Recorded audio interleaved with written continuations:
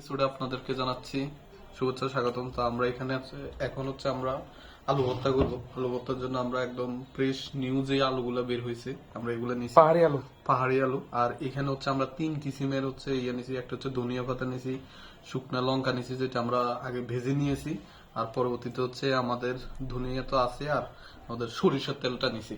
তো আমরা এগুলা আলুগুলো এখানে দিয়ে দিচ্ছি।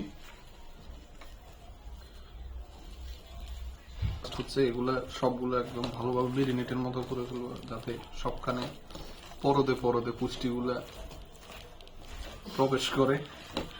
আর আজকে আমরা খিচুড়ি পার্টি করতেছি। খিচুড়ি পার্টিতে আলু ভর্তা, ডিম কারি আর এটাই। আমরা আমাদের 316 নাম্বার রুমে আজকে 6 জন আছি আমরা।